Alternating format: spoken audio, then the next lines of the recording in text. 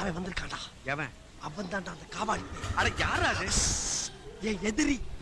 என் பாஸ்போர்ட்டை கண்ணா அப்படின்னு கடிச்சு குதிரை என் வாழ்க்கையை கெடுத்தானே அந்த நாதாரி பைய எலி நம்ம செல்ஃப்ல.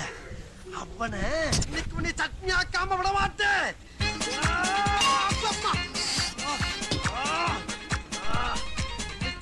கொல்லாம விட மாட்டேன். காலு போத்துருச்சு. யாருக்குள்ள போலா விட்டுமா உன்னைய? ஓடிட்டியா?